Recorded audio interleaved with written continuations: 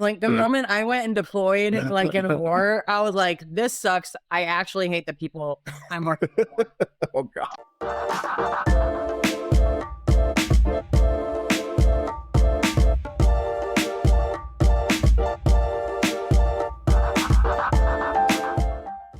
Hello, and welcome to another episode of NeedleStack. Super excited to be here today. Again, my name is AJ Nash, one of the co-hosts here. What's my background? I'm an Intel guy for a couple of decades, and I'm very excited. We're going to have a very cool conversation with a very cool guest today. And as you guys might have noticed, not in the normal location, right? Not in the studio. It's Vegas. So, we're at Hacker Summer Camp. It's Vegas this week. So on the road, lucky enough to have a cool guest. But first, joined by the co-host, Kacper. You want to give everybody your background and get them excited before we jump in? Yeah. So, hey, everybody. Joining AJ. So, I'm the co-host of NeedleStack. So, my name is Kacper. I work at Authenticate. Tech guy as well, but more of a product sales guy. Now I'm kind of in marketing. Excited here to be joined by Kat. Have a really interesting discussion between the three of us. I hope you enjoyed as well. And yeah, AJ, let's just dive in. Let's get right to it.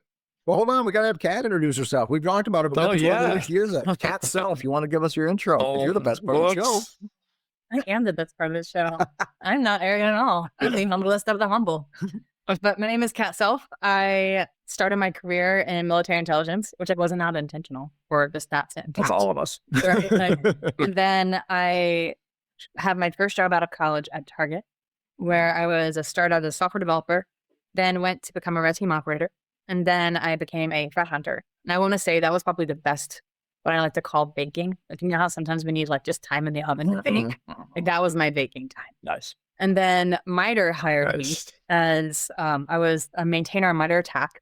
And I also did a lot of the malware building and emulation and development for macOS and Linux for attack evaluations. And also build their CTI intelligence team and then pass that off to what I do. I'll build teams, solve the problem, and then move on. So I can go solve a different problem. Nice. It's like the Johnny Appleseed of Intel, sort of. I don't have a better reference than that. But then I took a job recently. So the guy that hired me on, ranked up at MITRE, actually wound up leaving with a whole bunch of his like co-host fellows. And they went and started Tidal Cyber, which is a startup that's now been there 4 years. And then he invited me to come over and become their senior director of adversary research. So now I left MITRE to go work for the same people that I worked for when I went to MITRE. Because it's like, we're just like this like nonprofit mindset little family, which is kind of nice. Yeah, very cool. I understand. A lot of smart people too. A lot of smart people. I don't know about that one. We're questionable. I'm sure Tidal Cyber is excited to hear that. Our heart is in the right place. Yes. Right? All right. We're like, as long as none of us are stupid at the same time. There you go. You know how many of you ever heard that saying? It's like, as long as us are not sick on the same day. Like, yes. Yeah. Kind of the same time. Like, we can't all be brilliant all the time. But as long as like one of us is brilliant while the other ones are not, we're good to go. And I feel like our crew does that really well. All right. I love it. So today is going to be a really exciting conversation. So Intel is a hard field. For anybody listening and watching, you probably know that. You're probably in the industry. Intel, research, cybersecurity, they're all really, really difficult. And there's a lot of pain to it and there's a lot of stress to it. It used to be a lot more fun though, quite frankly. And so Kat had a great idea to talk about that. Like, how do we make Intel fun again? So that's what we're going to talk about today. It's not just a touchy-feely, gosh, I wish people were nicer to me kind of a conversation. She's actually got good research and data on the subject as well. So I'm really excited to get into this conversation. And so let's just start with that, Kat. When was Intel fun? I'll be honest. Was it ever fun? Was it ever fun? Yeah. I think that's for a lot of the people out there. I think that's going to really depend on the way in which you were exposed to Intel. Okay.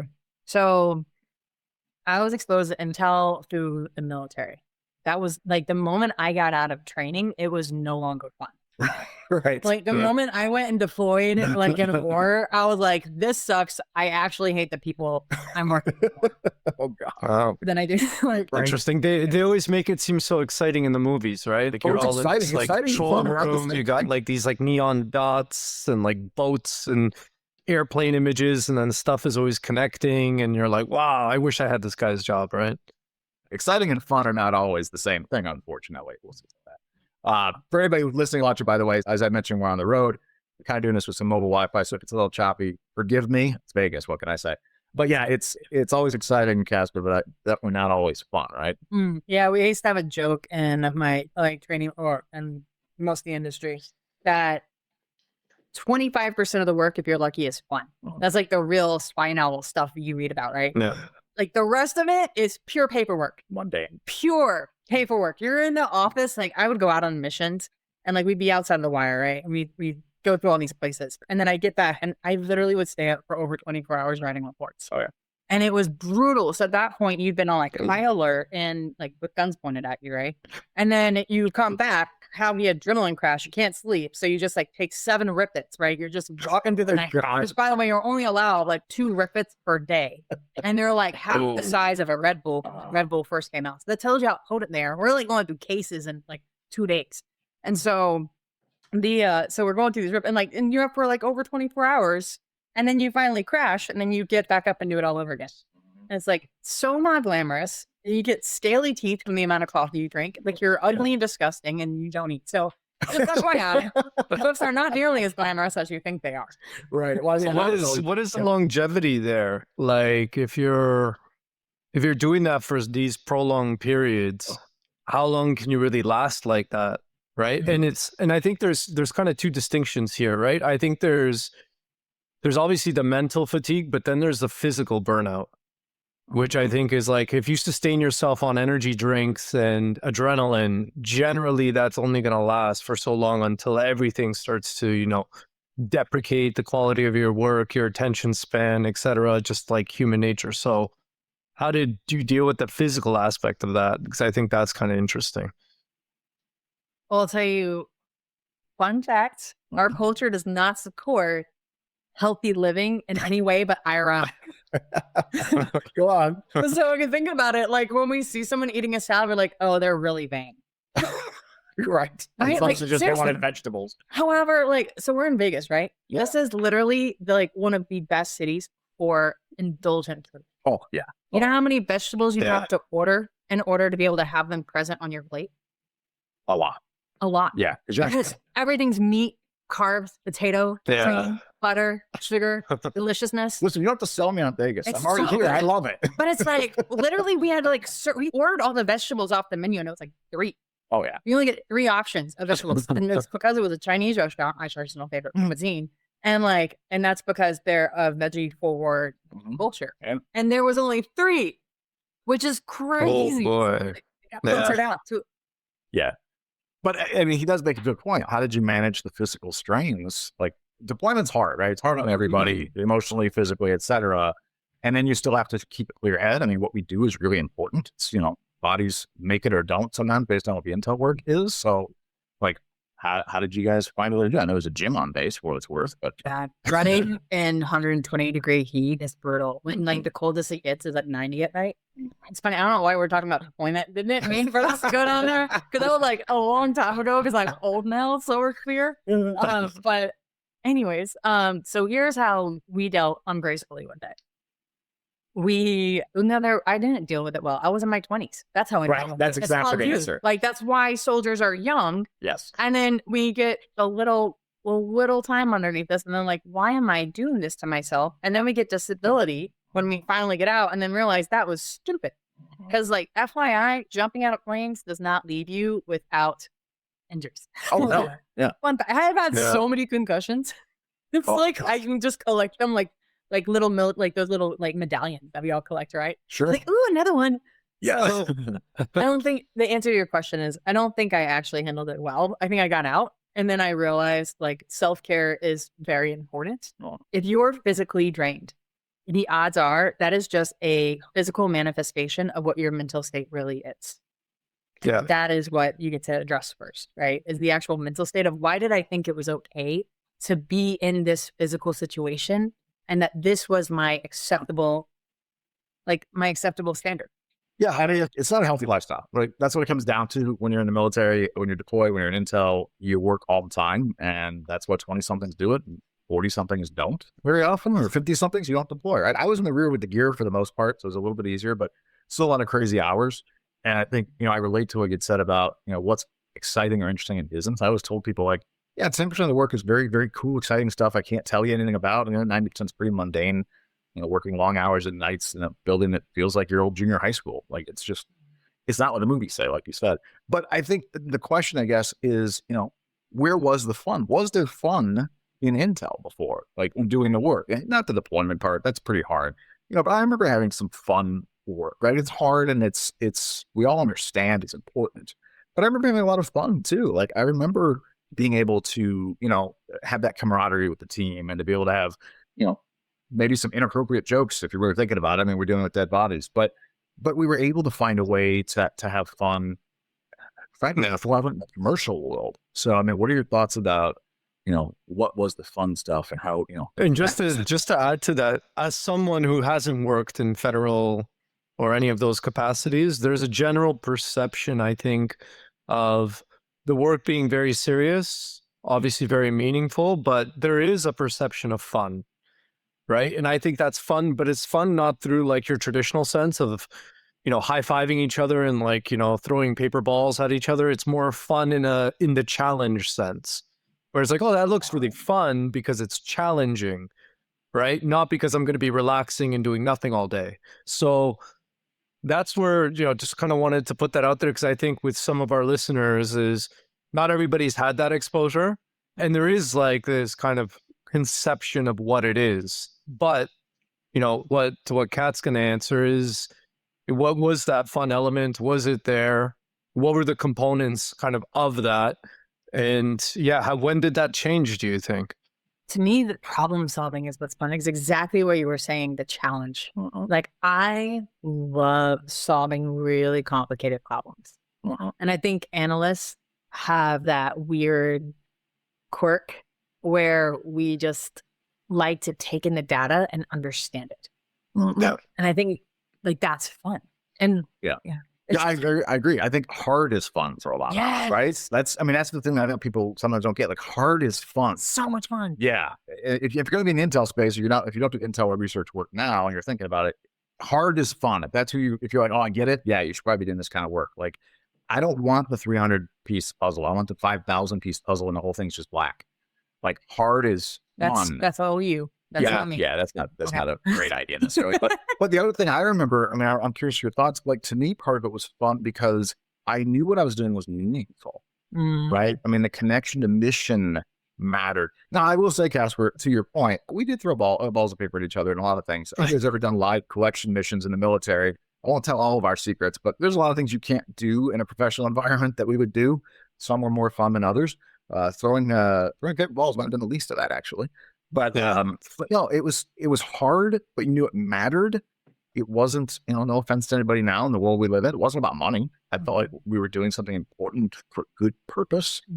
To me, that's why it was, fun. I mean, it was hard, but I always thought it was fun back then too. Well, not always. Let's be honest. Sometimes it isn't, but I thought most times it was, at least. So what do you think? So there's a lot of studies on this. So I will bring this in now because you've all hit it like so much I love.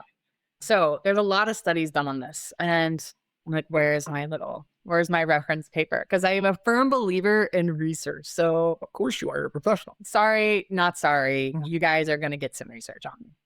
Okay. So there's a lot of studies that's been done on this fun concept, right? So, but they hit it from different angles. So one study, and I say that because the different angles, and I think this is very important, is the idea of when was this fun is much more complicated than insert a timeline. It's in the way in which we process, right? Like Kacper, you've already mentioned, it's the challenge that's fun. Like you also mentioned, it's the meaningfulness that's fun, right? Those are actually two really impactful elements. So Leto actually did a study on the Lego Foundation. And their study was specifically, and here's what it's called for those that want to reference it. It was back in 2017. And it was called Learning Through Clay. It was a review of the evidence. And it came up with some core concepts. And or identified really 5 key characteristics of this journey of learning. It was joyful, meaningful, actively engaging, iterative, and socially interactive.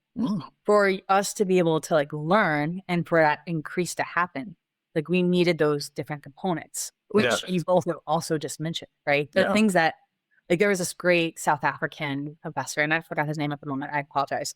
but he said that it's only after reflection of an experience do we gain wisdom.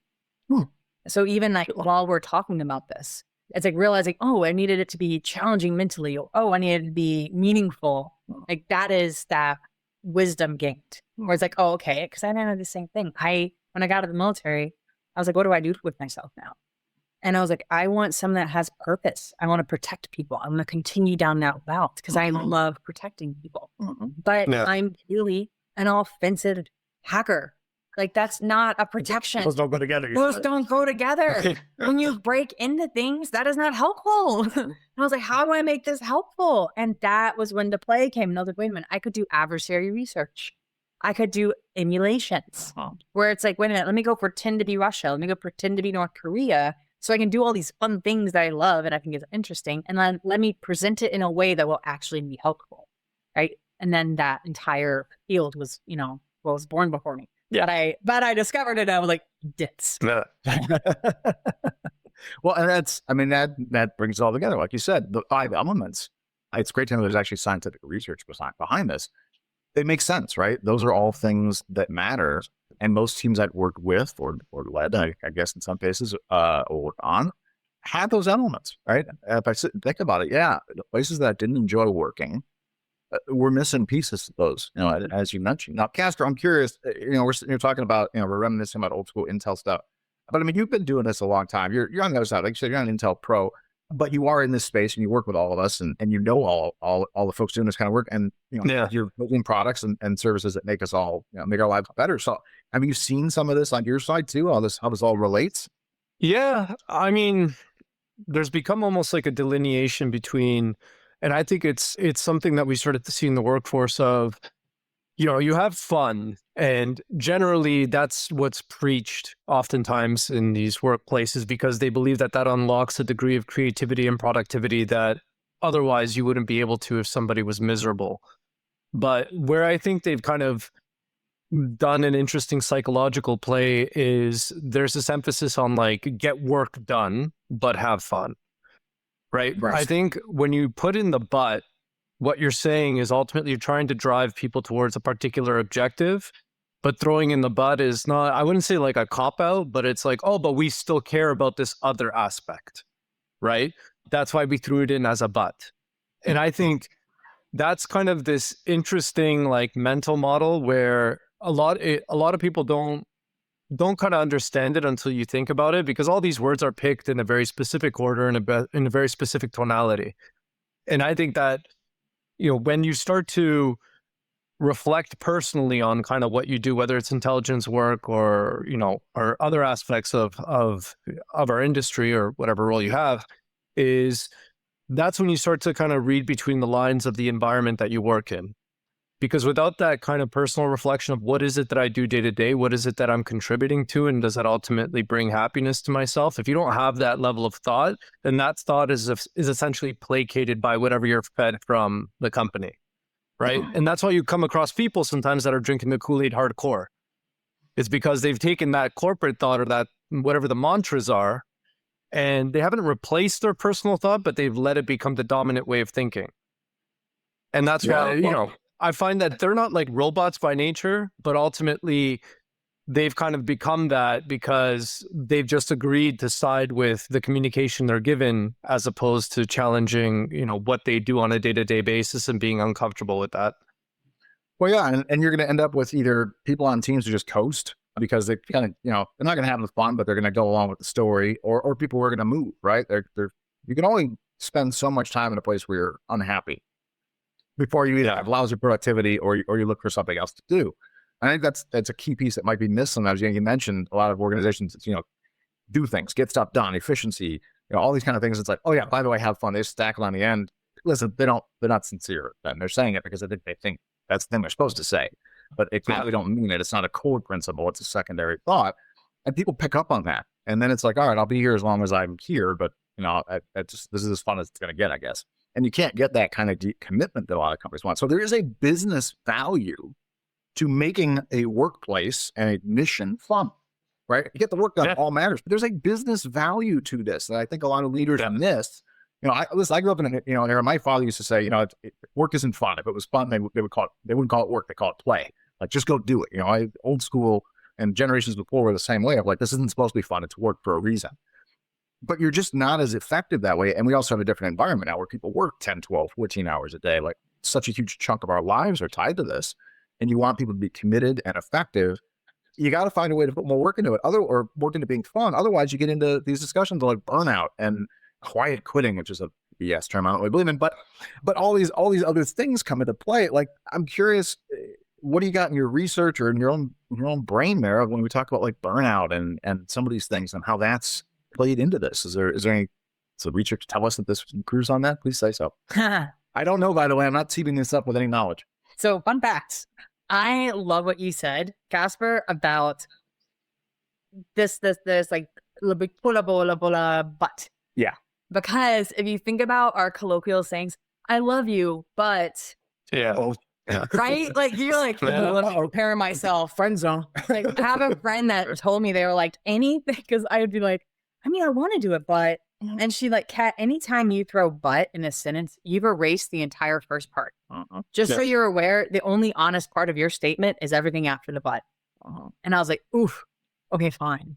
So I like started like paying attention to my own casual conversation, which, by the way, the truth comes out not in the formal casual conversation, but usually in the casual conversation, those like offhanded comments. And that was when I was like, oh, this is how you really feel. Which, from what you guys are describing, sounds like organizational belonging. It's like we want to foster organizational belonging, but we don't have the priority to create the atmosphere that would both like cultivate that. So, but to answer your question, like there's this conversation reminded me of one specific study, and that was the Batman effect. Are you ready for this? I love Batman. I really love it. It's so great. It's well named. It's so well named. So, all right, let me actually pull up the real paper because I can't pronounce half of these names. And I'm like, let me just look at the real paper here. This is when you know you got a true Intel pro. She has just pages and pages of documentation. Dossiers on both of us too, AJ. Oh yeah. Well, it's this podcast. Like, I've noticed, like, some dude was telling me, he was like, oh yeah, this conspiracy theory, blah blah blah. I mean, he didn't announce it as a conspiracy theory, but it was. And I was like, wait a minute, where's your sources? And he was like, oh, it was podcast. Everyone knows this. And I was like, whoa, partner, like. What is your cited research on this? Did they mention white papers? Not a personal blog post of my opinion that I've literally strapped together all of these other people's opinions to be able to like create my own little echo chamber. No, I want to know what your real research is that was objective, that has studies, that has years of back. So I'm a big firm believer that I don't care what platform you're using, whether it's podcasts or whether it is a presentation, you should always have valid peer-reviewed research to back your opinions. So, and I throw that out there because there's just a lot of information out there today, and AI can gather this information so much more effectively. I feel like the excuse is now gone. And so that's why I'm bringing this up, is because I just heard a lot of opinions without factual representation behind it. Does that make sense? So absolutely. That's like, I'm happy to supply all these links, but I wanted to preface that. That's why this is so important to me, is because I think our industry is thirsty for citations. 100%. So the Batman effect, that actually is titled Improving Perseverance in Young Children. It was a study done on 4 and 6-year-olds. And what they found in these subsets was they gave the children a boring task. And now I'm summarizing this very so real quick. But they gave these children a boring task. They're like, go do this boring task. Okay. Well, the children obviously didn't want to do anything boring. Right? Like, it's like attention span. Like, you tell a 6-year-old to go like sort their toys, that's going to be a long time. However, they're like, now what if you pretended to be Batman, and Batman sorting their toys? So it was this fantastical idea. Yeah. Go pretend to be Batman and then do this task that's tedious as Batman would do the task. So if you think about this as a CTI analyst, I'm not going to just do this task. What are, like, for example, we do this in adversary innovation all the time. I'm a CTI analyst, right? Now I'm going to sit down, I'm going to do a tabletop exercise, but I'm going to be this adversary. What would this adversary respond?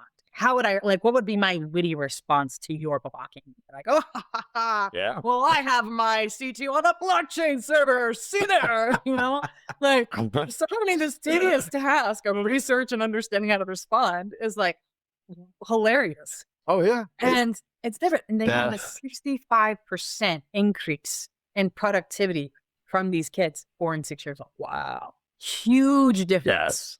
Yes. Just from being able to suspend reality to how would you conduct this if you were in the mindset of another. Well, it proves, I mean, it's innate then. I mean, you're talking about kids. This is how we're all still kids at some point. We grow up and learn a lot of stuff, some of the core experience on top of all of it, but we're all kids at some point.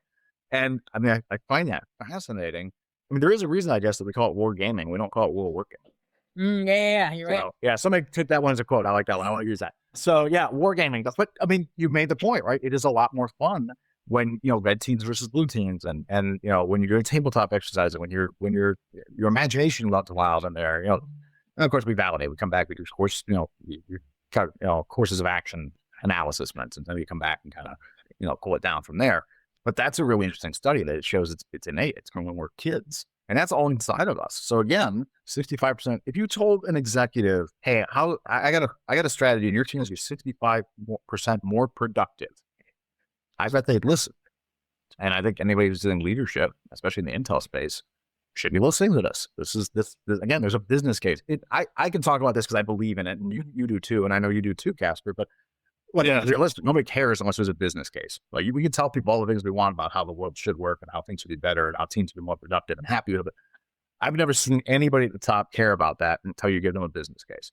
This is the business case. 65% more productivity is a business case. Yeah, I would say for us, actually, to your point, this Batman effect, it's powered by imagination, right? The ability to imagine mentally, like if you're, somebody else, or if you're in a different situation. And the reason that I think it's rather interesting what you bring up, Kat, is because I'll use a very completely unrelated anecdote, but when I go to the gym sometimes and I train, I literally think I'm training for like the SEALs or something like that. And when I do that, like mentally, I actually start lifting more and I feel like I can do more. And it's crazy. And it's because I'm just literally just imagining. I'm using the power of the imagination to be like, I'm going to do this. If you have music playing on top of it, if you empower yourself like that, suddenly you notice you're not that tired.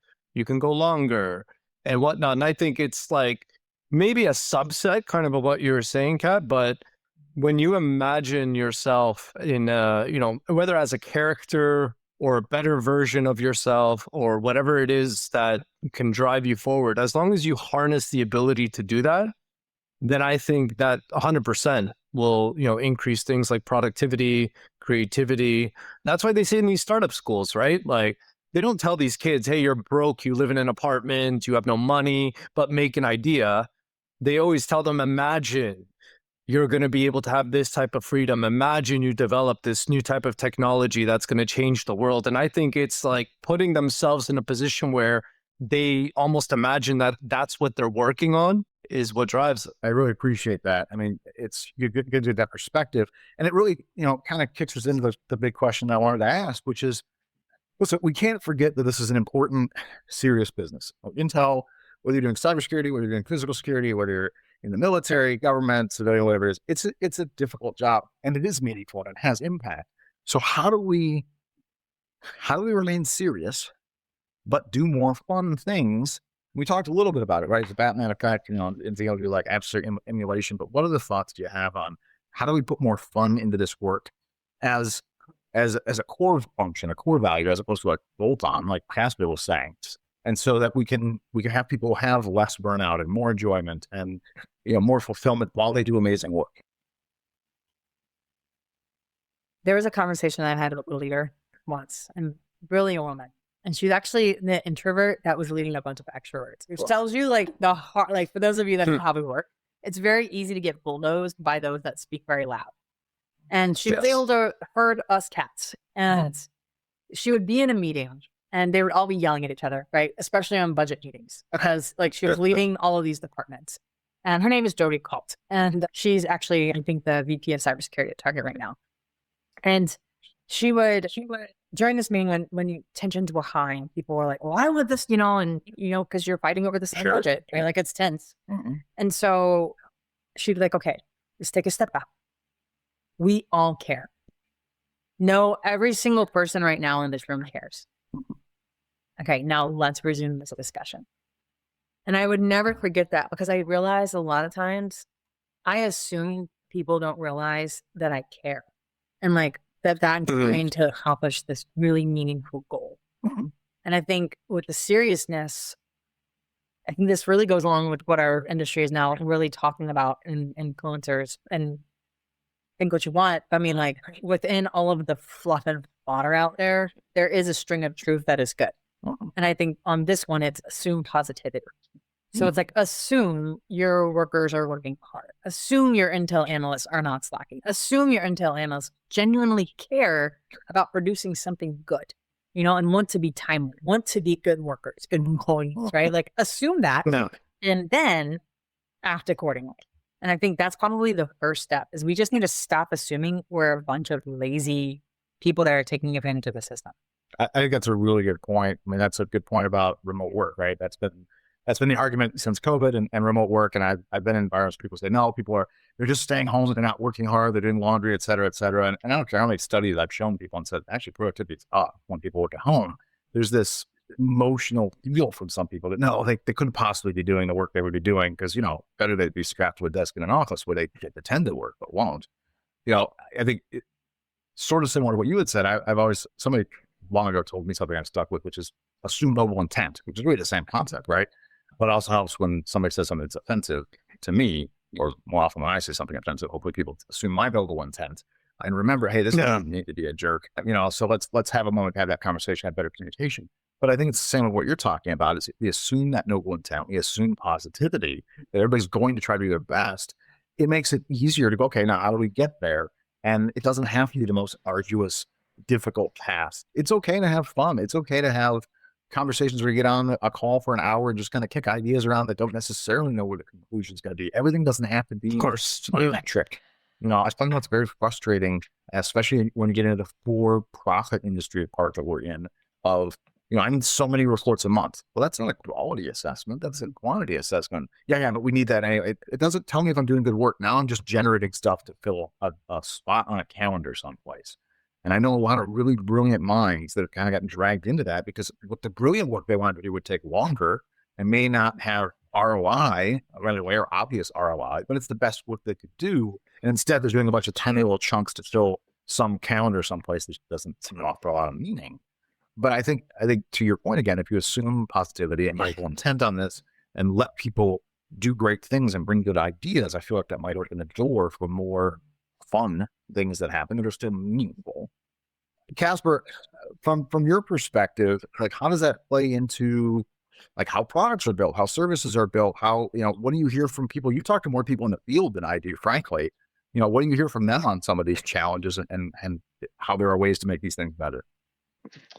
Well, I think that if you look at, so the mundane work or not exciting work, like it has to get done irrespectively, right? Because oftentimes that's like the lubricant of the machine, right? Like you just have to kind of get those done. But, what you were touching on in terms of, let's say common assumptions of not believing that people, love their work, or believing that they're not giving 100% effort. I think that a common way of thought that I've seen, at least in my experience with different managers, is, I believe it until I'm proven otherwise. And I think that mindset is quite nice, because you lead with the best of intent until, like I said, you're proven otherwise that, that wasn't the case. But it also de-stresses a lot of situations too.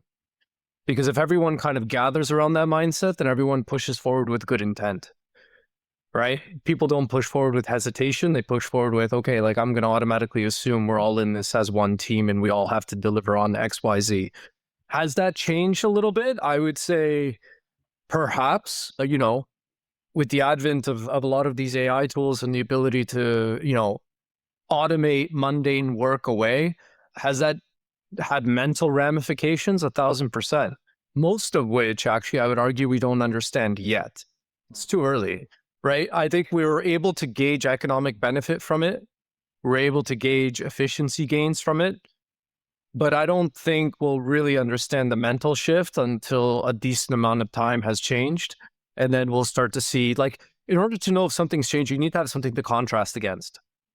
So it's very difficult just to say like, oh, well, things have changed and people are like this, or people think like, X, Y, Z, especially as it comes to this topic, without knowing like what it was before. Like, we don't know what it really was before because we're in this transitory period, right? We can't compare ourselves to like pre-industrial revolution because then we're not comparing like apples with apples, right?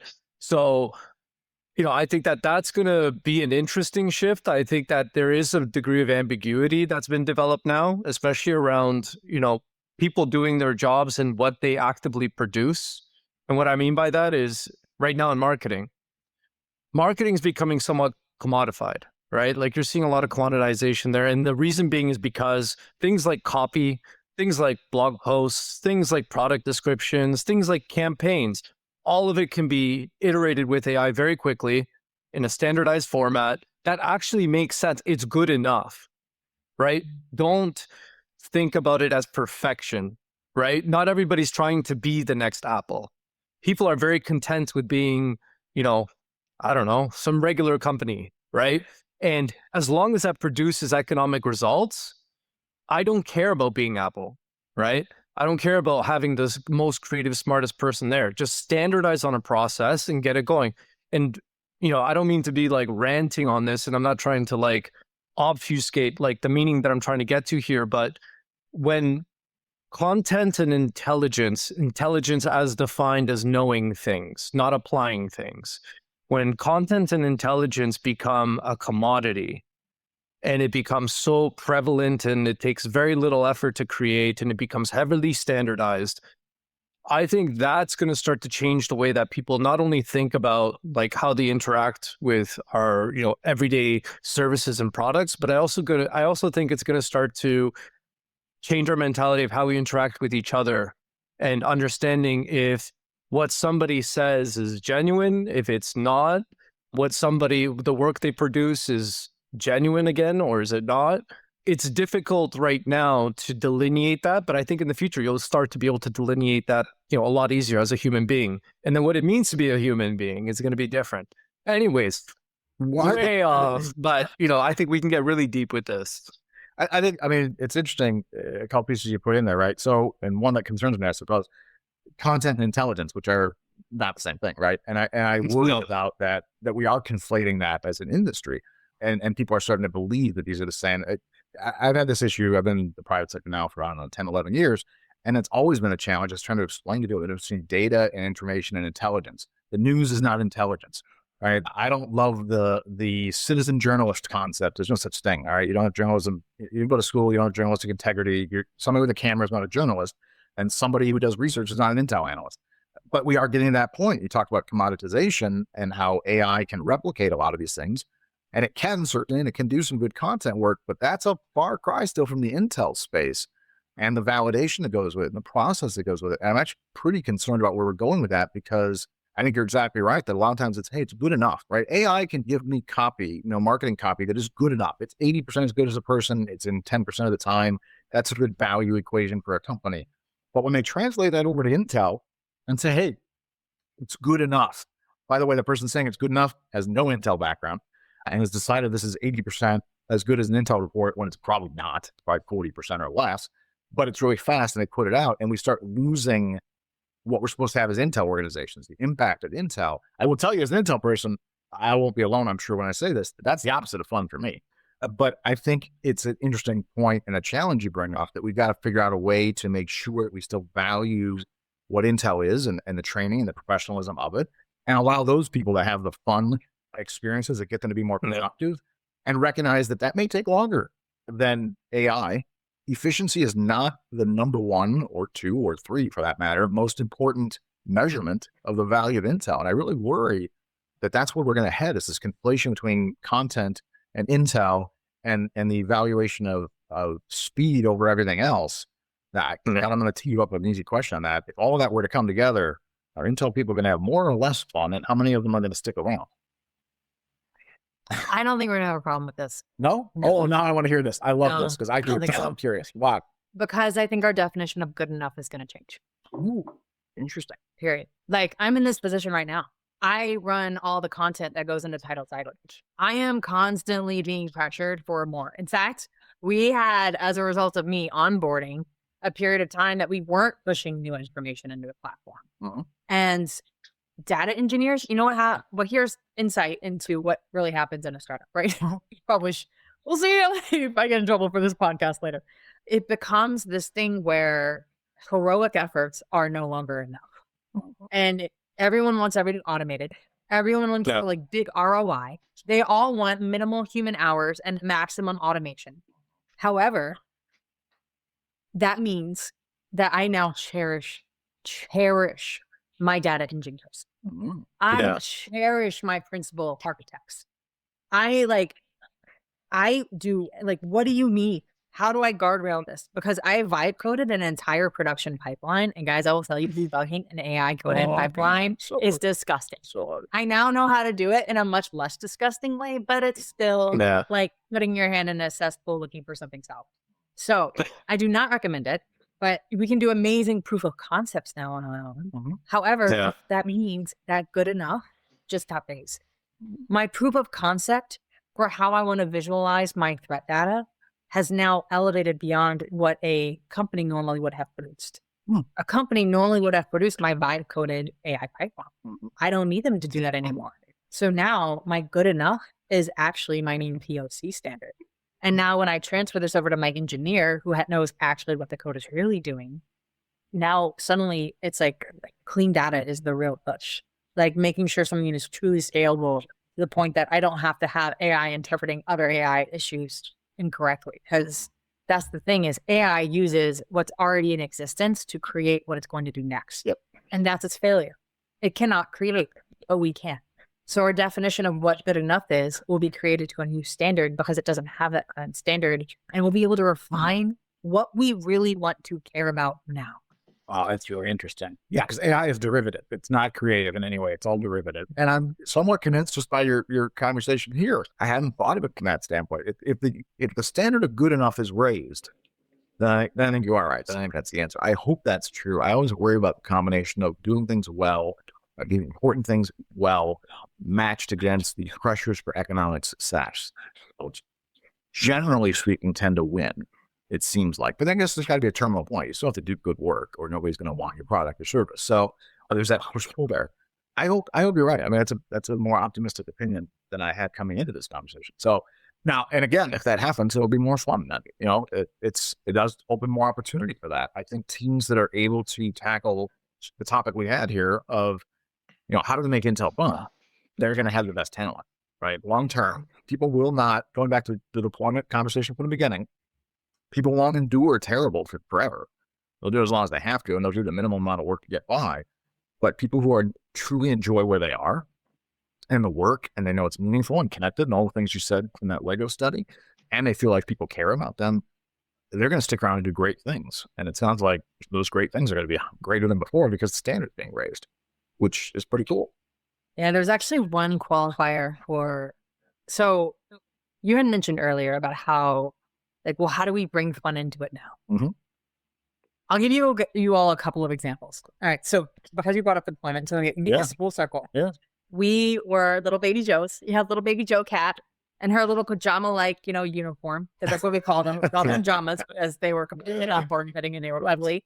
In fact, we made jokes that you could blend into a couch and that was it because they were like this weird green. You're lucky, for those of you that are currently serving, that you actually have truly nature colors.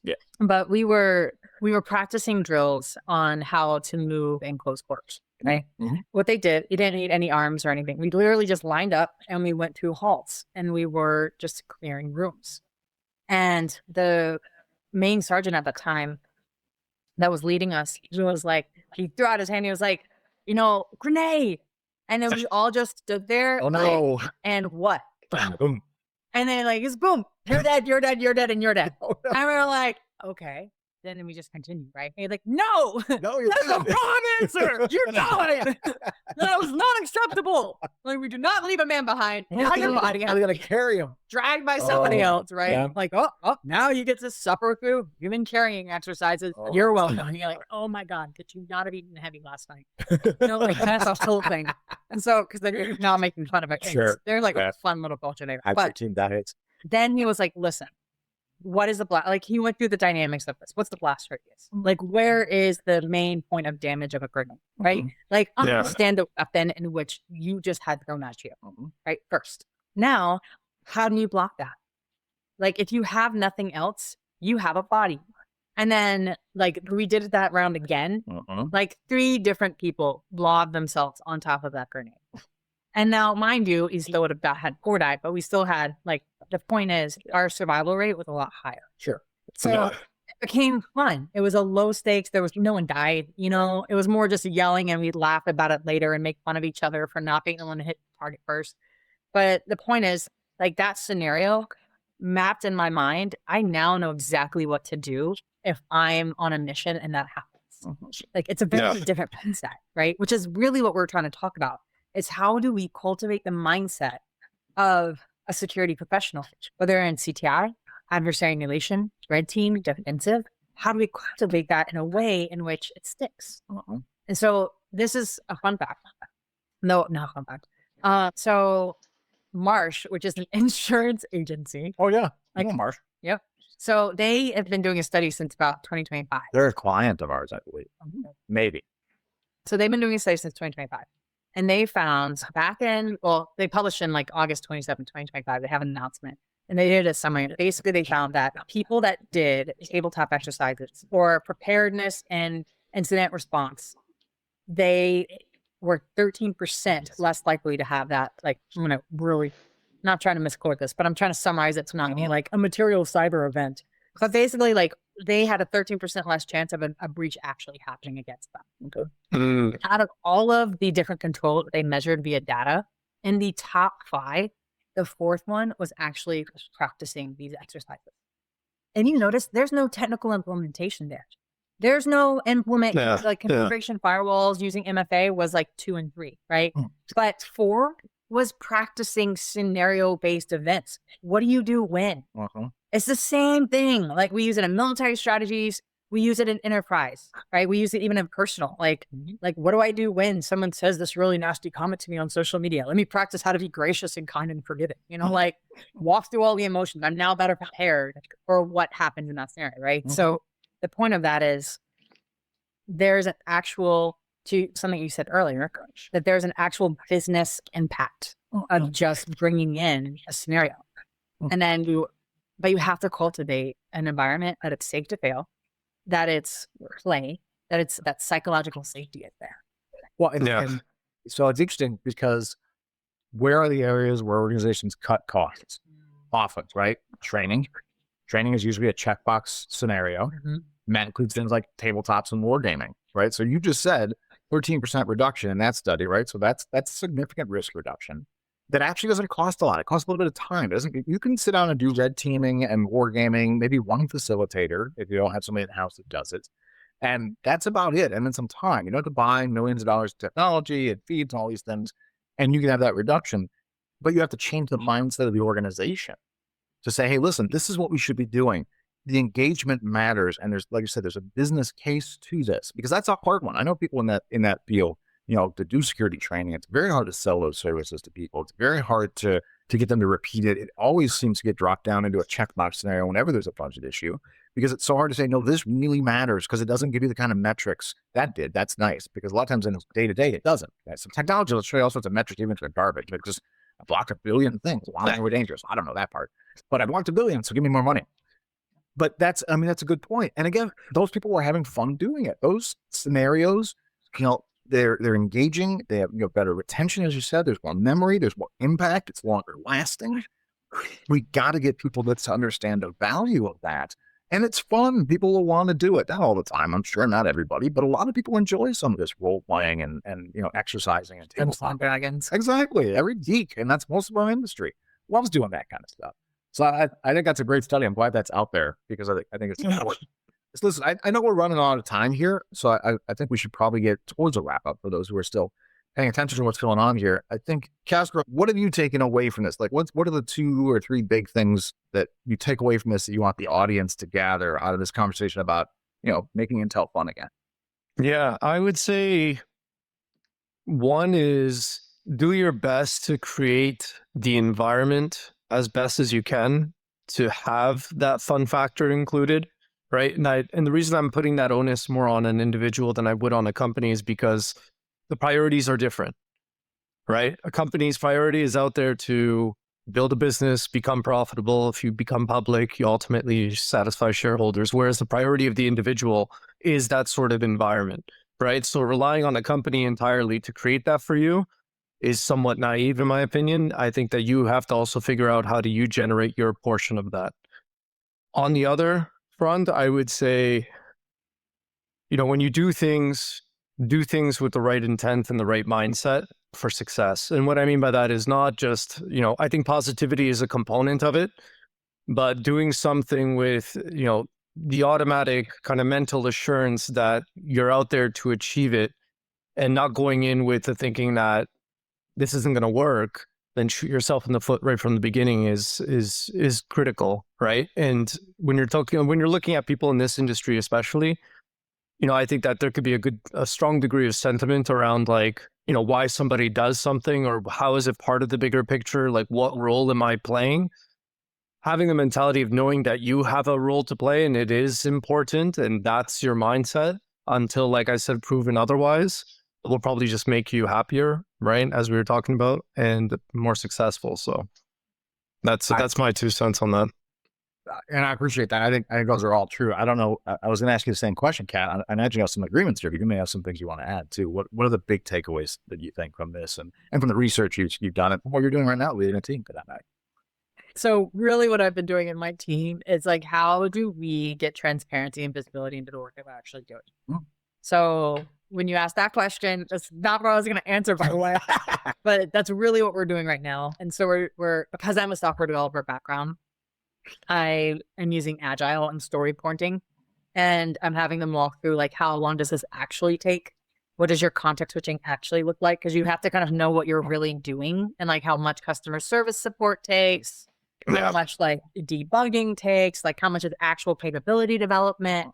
So we're kind of walking through that, and we're coming up, which I love this because I have a director underneath me.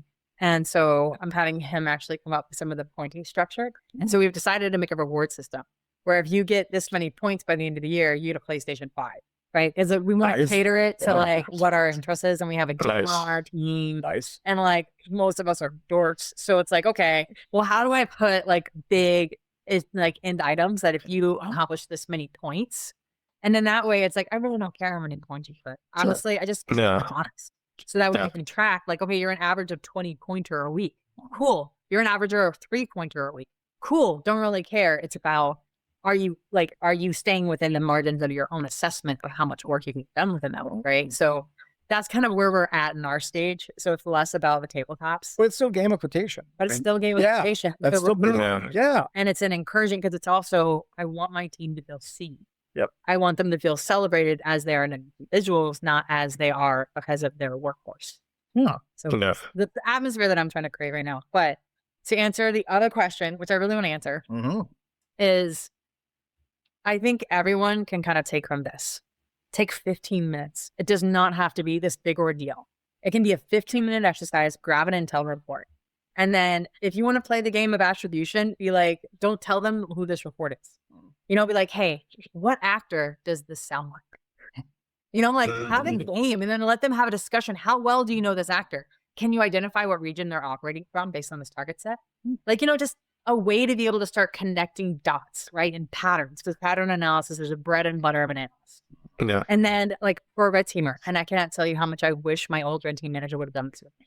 What happens if you don't get a call back? Well, crap. What could you have put in place to test out your troubleshooting?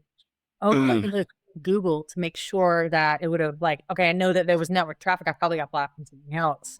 Or because I know that the post call would have made it out, even if the get doesn't, stuff like that. So it would have been so much more helpful. Be okay, well, if your payload didn't detonate. How do you know the reason why? Was it because of the user permissions? Was it because like walking through that and then the countermeasures to that of like, how do you know the logs are legit and the blue team's not deceiving? Or how do you see the blue team based on the logs, right? The blue team can do it. You just got this alert. What do you go forward or you go backwards? Like, what do you think the actor's next thing is if they've just done this thing, right? Like those are 15-minute exercises that we can do. That would just be a fun discussion. There's there's no penalty to it. But suddenly I'm now asking questions like, oh wait, where are the logs for that? What vendor tools do I have that would actually be where I would look this information up at? It changes our mindset, which is the whole point. That's really what we want to teach. I love that. I think usually I would add something. I don't know that I have anything to add to what both of you just said, right? I think. But what are your thoughts, AJ? Yeah, it's really rare that I don't know what to add, but everybody knows that, right? Like, oh my God. He's like, just wait. He's going to take out a piece of paper. I've been waiting for this moment. I got to think it out. No, I don't. No, I think, you just make an excellent point. Like the ability for people to, just take a few minutes like you said, just grab a report and turn it into a game, a quiz, turn it around a little bit. It just opens your mind and it gives you the freedom to think differently. And it's a break from your pattern. A lot of times you're doing the same stuff over and over again in Intel. I got the same target sets. I got the same group sets. It does become mechanical sometimes.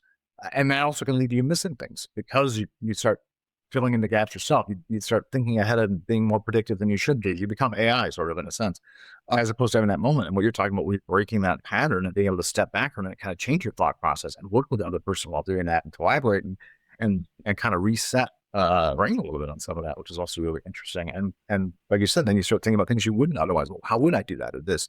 Because you don't think about that every day. You're just moving through the things that have to get done, right?